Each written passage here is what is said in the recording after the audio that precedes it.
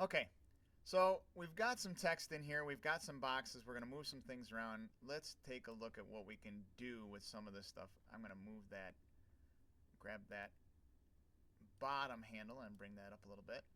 I'm actually going to bring that down here, and I can see the green line that created that. So back to our text tool. Let's go do some little more text stuff.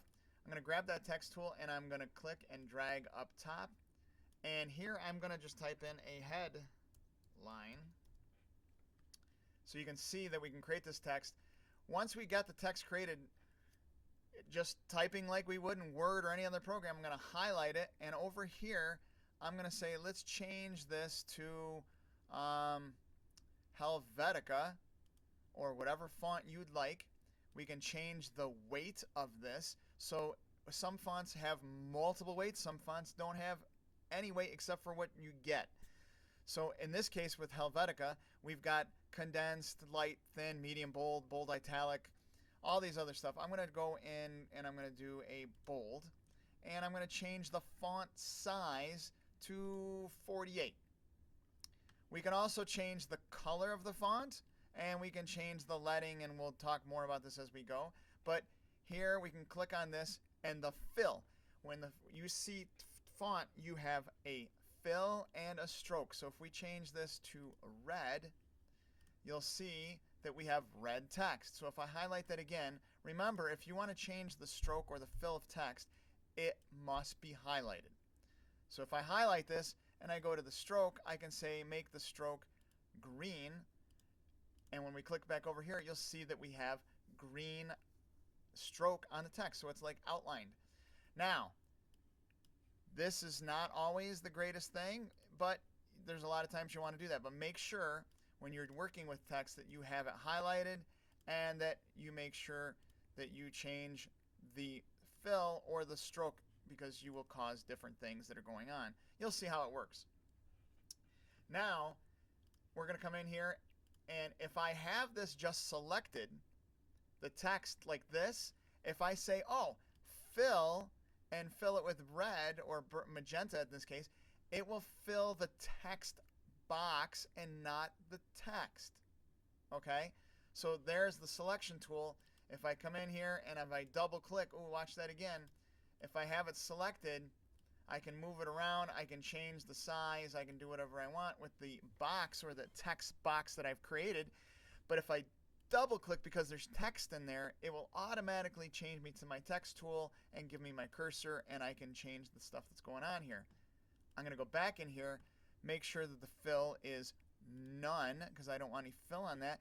There are going to be cases that I want a black bar with white text or red bar with whatever. You can do it that way also, and we'll talk more when we get into our whole text section when we do this. I just want to talk about the text, the different tools that are going on here. Notice now when we come down here, I want to talk a little bit more about the tools that are at the top here, the selection and direct selection tools.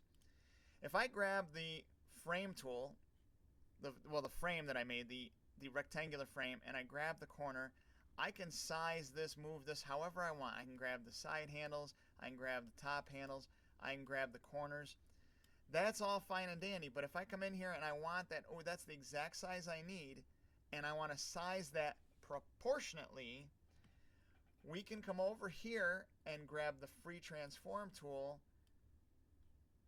and the free transform tool works just like the selection tool, which is kind of crazy if you think about it.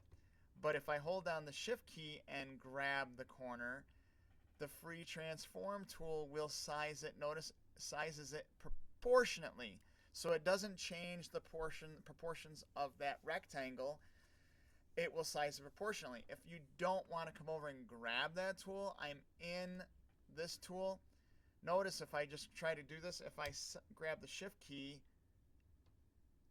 it will change it proportionately. Now if I grab a rectangle that I've made and I hold down the shift key, it will size it proportionately. The problem with that is if I come in here, I'm going to try it and just import, say, place, file, place. I'm just going to bring in a graphic. Let's see what I've got here. if I just come out here, logos, and let's grab the AMS logo right there, open, and place it, and notice it placed it inside that rectangle or that frame, the rectangular frame tool that I had, because it was selected.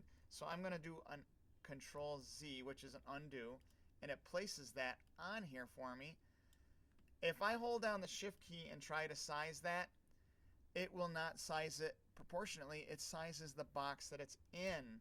So in this case, if I want to size that, I need to come over here and grab the free transform tool, and if I hold down just the Shift key, notice that it doesn't do what I want it to do, because with an object that I brought in, a shape or a graphic or I need to hold the Shift Command key or Control key, and it will size it proportionately. We'll talk again more about that in a minute. But the big thing was, when I brought that in, I had that selected and it placed it in there. It doesn't matter if I have a frame tool or if I have a rectangle just by itself. If I bring in a graphic, it's going to place it in there because it's selected. So I'm going to Control Z or Command Z, and that will bring me back to releasing it so like it wasn't put in there. All right?